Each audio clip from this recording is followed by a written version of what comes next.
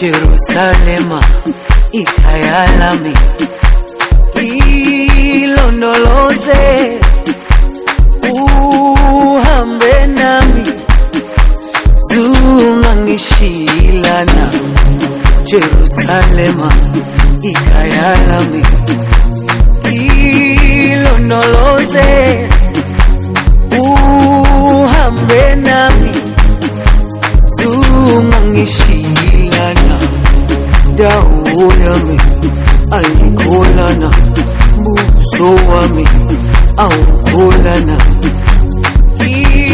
Ilondoloze zuhambe nami, dawo yami ayikholana, buso wami awukholana. Ilondoloze zuhambe nami, ilondoloze, ilondoloze, ilondoloze zungangishilana. Ilondoloze, ilondoloze, ilondoloze zungangishilana. Dawo yami ayikholana, buso wami awukholana. Ilondoloze zuhambe nami, dawo yami ayikholana, buso wami awukholana. Ilondoloze zuhambe nami.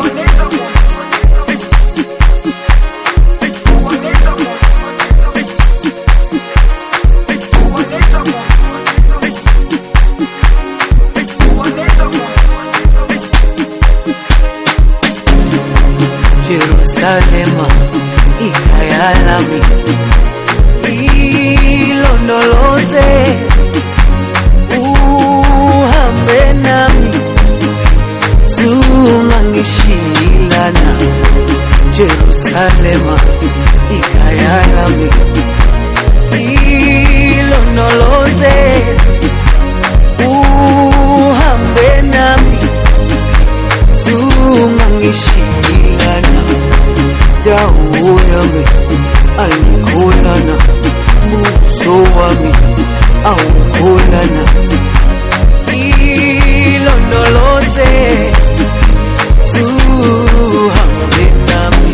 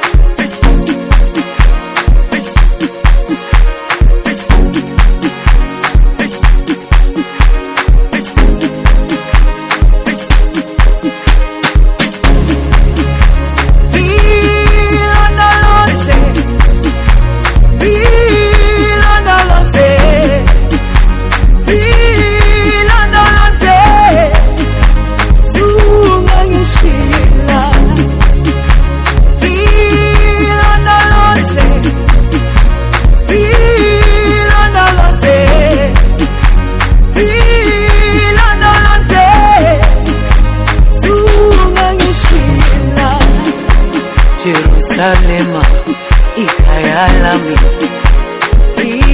ilondoloze uhambe nami, zungangishilana. Jerusalema ikhaya lami, ilondoloze uhambe nami, zungangishilana. Dawo yami ayikholana, buso wami awukholana. Ilondoloze zuhambe nami.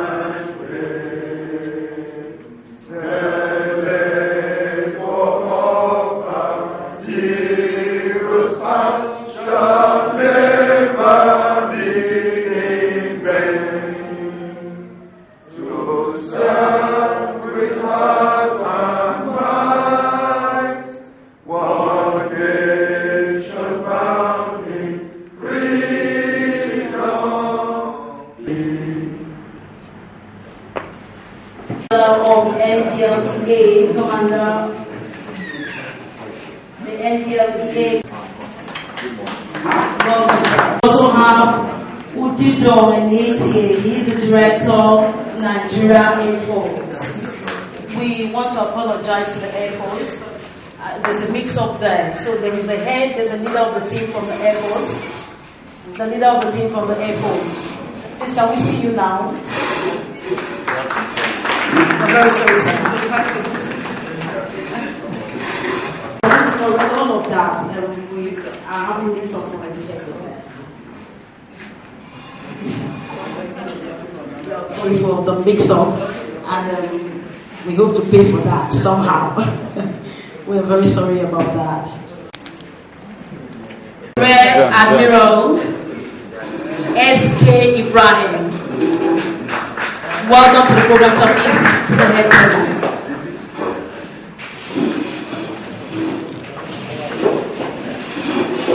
The Chief of Air Staff, Air Commodore D.A. As a list come to us, we'll recognize other dignitaries in this program.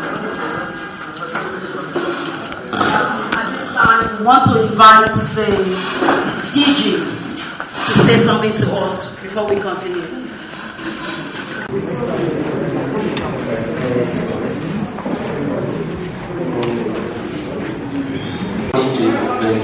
Yesterday, we really apologize for the inconveniences. We have representatives from the office of the Secretary of the Federal Government of the Federation. We also have a representative also from the Honorable Minister of Health, representative of the Controller General of the Federal Fire Service, Mr. Obiseso, the representative of the DG NEMA here. We also have representatives from the DGNTA, being Nigeria Special Agency Preparedness Week and Maiden Annual Emergency Response and Fire Chiefs Leadership Conference. And you are sure that this is successful, and God being our side is going to be very successful. My warmest regards also goes to the Secretary to the Government of the Federation, who is going to chair the conference, have also accepted to deliver keynote lectures at this conference. I want also to thank various organizations that have supported us in one way or the other towards making this conference a huge success. I appreciate every one of you. Lastly, I would wish to most sincerely express my appreciation to all of you here for participating in this annual conference. Some of us here might have gone to the previous venue, and I know the time it took you to find your way to raising the mind for resources. Today's emergency managers must possess a greater level of preparedness skills and knowledge. We must be prepared for climate change in those disasters. As a nation, how prepared are we? In view of the above, our guest speakers and other supporting speakers experiences, I express my profound appreciation for their acceptance of our invitations and presence as National Awareness Initiative designed to educate and enlighten Nigerians on concrete actions and steps. It's going to be a program for a whole week. We intend going out to the communities when disaster happens, you have the capacity and the readiness to respond to it. So it's a very call. And practical exercises. Not the commandant of the Nigerian Air Force.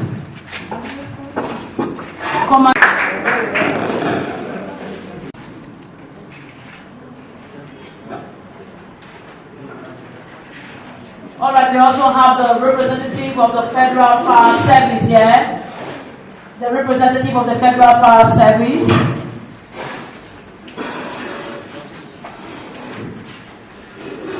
I am Brigadier General O.T. Olatwe, the Acting Chief of Training, ministries, departments, and agencies here present. Other distinguished special guests, council and fellows of the Emergency Crisis and women of the press, distinguished ladies and gentlemen, I am due to national engagement. The Chief of the Naval Staff has asked that I do two things. Sincere apologies for not being able to keep the date for this distinguished audience today. And secondly, annual Nigerian Special Emergency Preparedness Week and Maiden Annual Emergency Response and Fire Chief Leadership Conference holding in Uyo from 24th to 27th Chief of the Naval Staff. On behalf of the officers, ratings of leading emergency, crisis and disaster risk management professionals on the occasion of the third annual Akwa-Ibom City.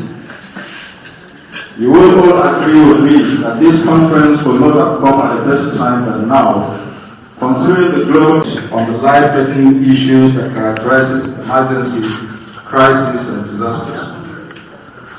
The impact of emergency, crisis and disasters in disruptions and proactive measures to mitigate and respond to eventualities in a well-coordinated manner. Undoubtedly, the business, diligent preparations and robust execution. This is necessary in order to deal professionally with natural and man-made unexpected events which could cause significant, as well as institutional capability to contend with the risks associated with emergencies, crisis and disaster. National Emergency Management Agency, prepared with equipment and machineries to support government agencies responding to emergencies, crises and disasters.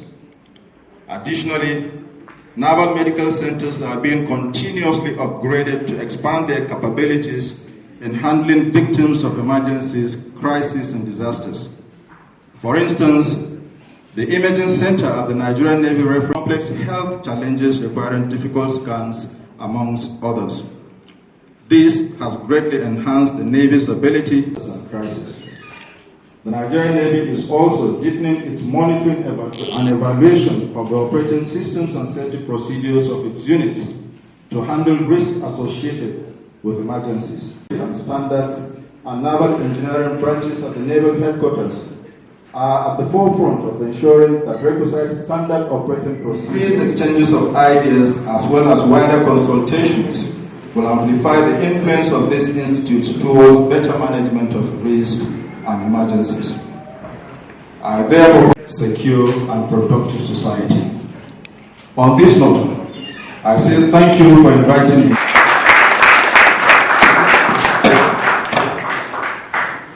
The need to ensuring adequate preparation and responding to emergency. I am pleased to inform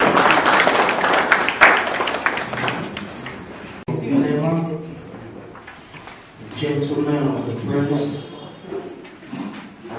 all my dignified co-participants, welcome all of us again.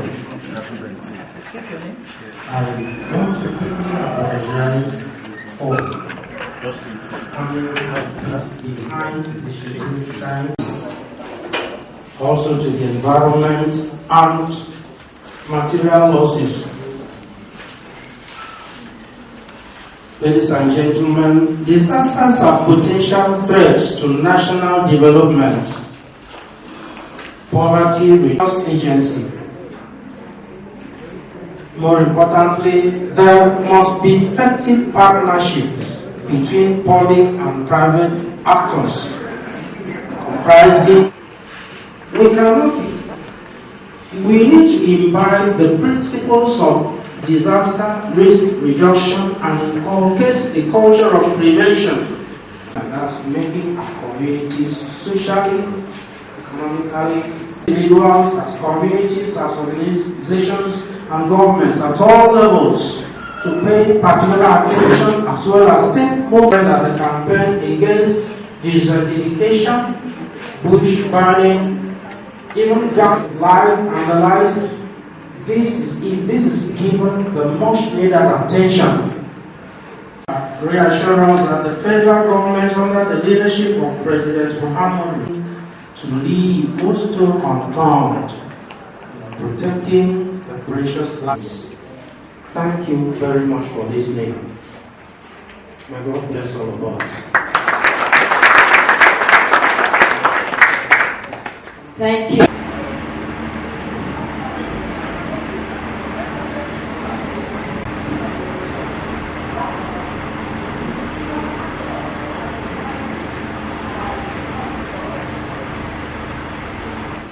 Special Area Commander. The NDLA is situated in the airport. The NDLA has constituted its Bible, as we call it, the National Drug Control Plan, to see how we can rid Nigerians of the drug menace. The NDLA also has recruited an additional, as amended by Act 50 of 1999. The core function of the agency can be summarized as the coordination of all activities necessary for managing emergencies and disasters. The NEMA Act equally gave legal backing to the establishment of state emergency management agencies, SEMAs, and the local government emergency management authorities, LEMAs. Emergency and disaster management finds expression among these three organizations at their respective levels of governance. In line with its mandate to coordinate all activities relating, I hope there's no incident there. Let's move on to the fourth gap. First systemic gap that was made apparent by COVID-19. Surveillance was heightened since January. Despite that heightened surveillance, the index case was imported into the country and discovered on the 27th of February, even though surveillance was heightened. An unknown source of infection. Almost half of the cases, no known source.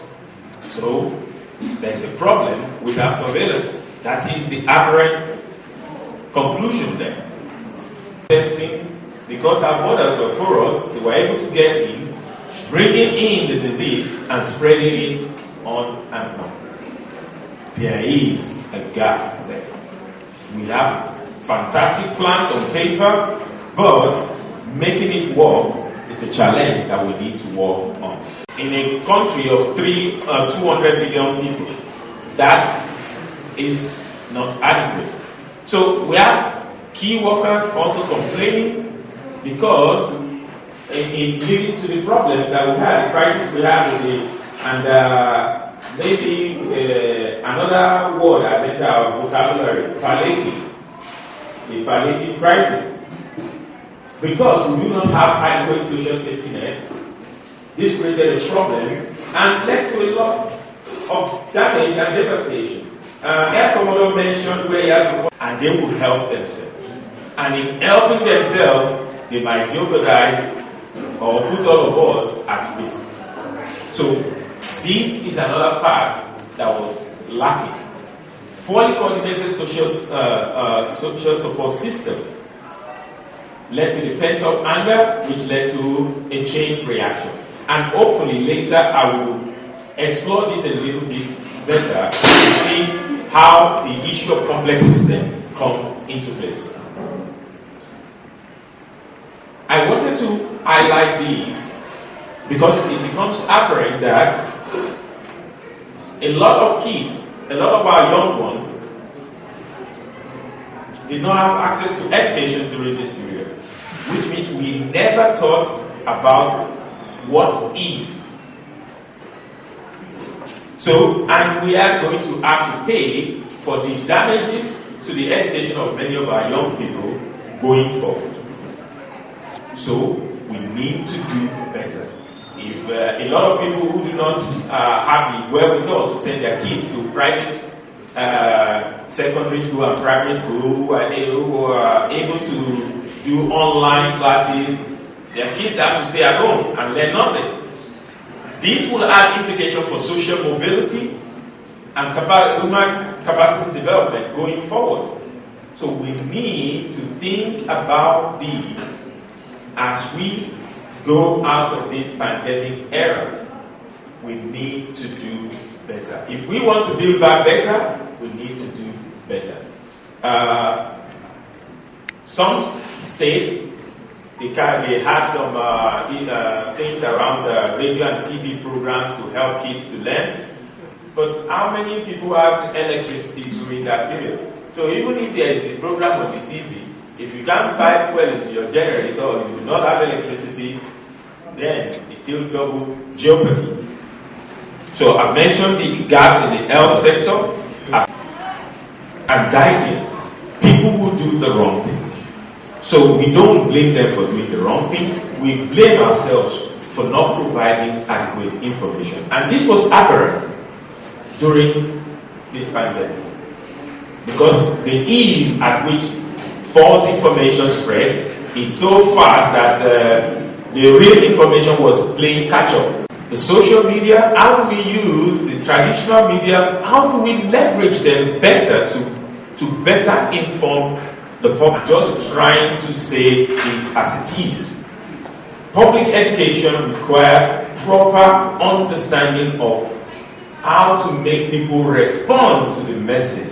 If we just do it as if we are doing advert for Maltina or whatever it is, that does not equate to public education. There are experts who can guide on how to do this. We did not do very particularly well at that, but we were still lucky. So let's not play that being lucky again. We might not be that lucky the next time this kind of situation strikes. We had problems with our science and technology education. Because when people are not aware of the science that goes into making vaccines, that goes into making testing and so on, they can easily take on any information and they look at it as being true. And a lot of people circulated a lot of nonsense during this period. Handshakes. There has to be proper handshake on a regular basis so that people know you, they know that they can call on you, and then if you open your mouth and advise, they can believe what you say. We have been talking about, I think NEMA instituted the Center for Disaster Risk Management across the 6 zones, I think since 1999 or something like that. Zonal coordinator, remind me please. 2009, 2010. Okay. You see, that's why it's good to have experts in the house now. They know what you do not know. So, since 2010 that we have been developing capacity around disaster risk management, how many of our companies, institutions, even have disaster management plan or continuity plan? Organization from community level to the federal government level, we saw that we were caught napping. Okay? So these are some of the gaps that I identified looking at the whole scenario. I'm sure there are other gaps that other people will identify, but I just said I should limit it to 3. I kind of like three things. So I limited it to 3 things. That now brings us to the issue of complex systems and resilience. Everything is related to everything, but near things are more related than far things. That's the first law of geography. And the pandemic actually showcased the importance of geography. The disease started from somewhere. Person moved, people got in contact, and they moved. And before you know it, it got to us. Spatial interaction. Going down fundamentally. We showed that during this period. Even though there are some problems along the way, the country showed a little bit of resilience. We are still trying to come out of the calamities or catastrophes caused by COVID-19, but we showed some resilience. However, I believe we need to do more in terms of resilience. Because what we have just shown is what we call engineering resilience. There was perturbation, and we are moving gradually back to the status quo where we used to be. That's my view. Okay? I do not represent any government agency or whatever. I'm just an academician. You know, we like to talk. And inclusiveness of every aspect of our society.